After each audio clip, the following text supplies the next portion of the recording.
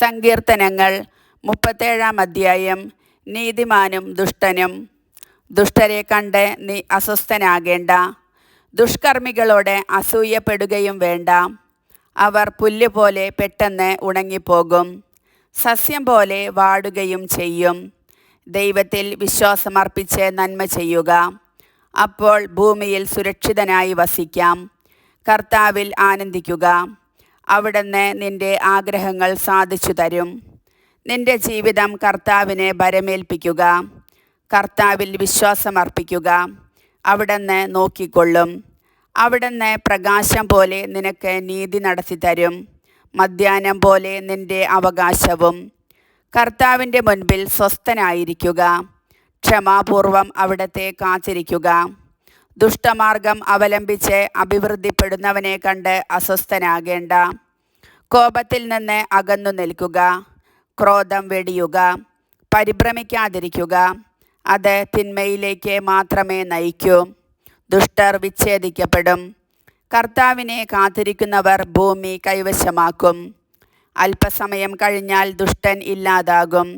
അവൻ്റെ സ്ഥലത്ത് എത്രയന്വേഷിച്ചാലും അവനെ കാണുകയില്ല.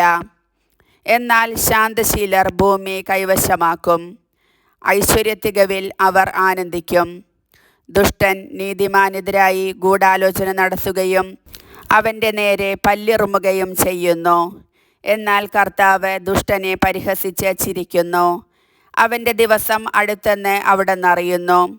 ദുഷ്ടർ വാളൂരുകയും വില്ലുകുലയ്ക്കുകയും ചെയ്യുന്നു. ദരിദ്രരെ നിലം പതിപ്പിക്കാനും പരമാർത്ഥ ഹൃദയരെ വധിക്കാനും തന്നെ. അവരുടെ വാൾ അവരുടെ തന്നെ ഹൃദയം ഭേദിക്കും. അവരുടെ വില്ലുകൾ ഒടിഞ്ഞു പോകും. അനേകം ദുഷ്ടരുടെ സമൃദ്ധിയേക്കാൾ നീതിമാൻ്റെ അല്പമാണ് മെച്ചം. ദുഷ്ടൻ്റെ ഭുജം തകർക്കപ്പെടും, നീതിമാനെ കർത്താവ് താങ്ങും. കർത്താവ് നിഷ്കളങ്കരുടെ ദിനങ്ങൾ അറിയുന്നു. അവരുടെ അവകാശം ശാശ്വതമായിരിക്കും. അവർ അനർത്ഥകാലത്ത് ലജ്ജിതരാവുകയില്ല. ക്ഷാമകാലത്ത് അവർക്ക് സമൃദ്ധി ഉണ്ടാകും. ദുഷ്ടർ നശിക്കുന്നു. കർത്താവിൻ്റെ ശത്രുക്കൾ പുൽമേടുകളുടെ തഴപ്പ് പോലെയാണ്.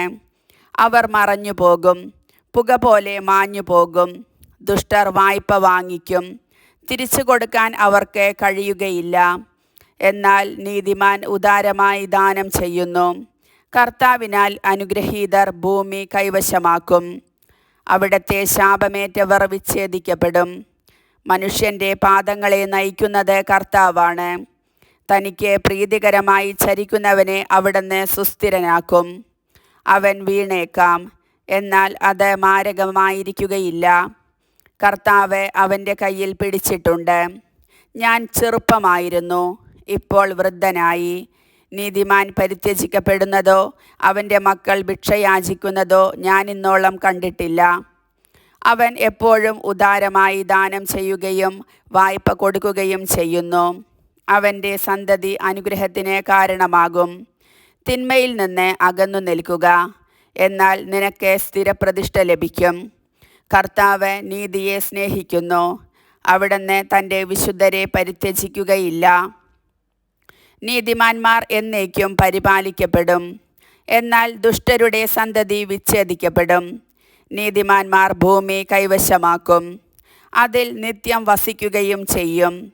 നീതിമാൻ്റെ അധരങ്ങൾ ജ്ഞാനം സംസാരിക്കുന്നു. അവൻ്റെ നാവിൽ നിന്ന് നീതി ഉതിരുന്നു. ദൈവത്തിൻ്റെ നിയമം അവൻ്റെ ഹൃദയത്തിൽ കുടികൊള്ളുന്നു. അവൻ്റെ കാലടികൾ വഴുതുന്നില്ല. ദുഷ്ടൻ നീതിമാനെ നിരീക്ഷിച്ച് കൊണ്ടിരിക്കുന്നു, അവനെ വധിക്കാൻ തക്കം നോക്കുന്നു.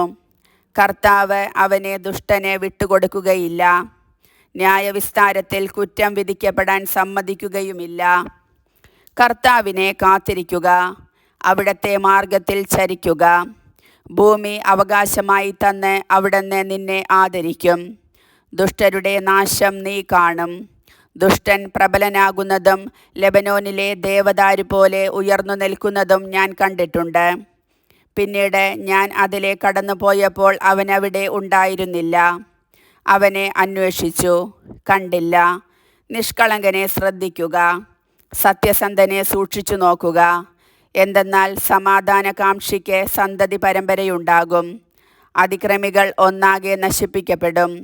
ദുഷ്ടർക്ക് സന്തതി അറ്റുപോകും. നീതിമാന്മാരുടെ രക്ഷ കർത്താവിൽ നിന്നാണ്. കഷ്ടകാലത്ത് അവരുടെ അഭയകേന്ദ്രം അവിടുന്നാണ്. കർത്താവ് അവരെ സഹായിക്കുകയും വിമോചിപ്പിക്കുകയും ചെയ്യുന്നു.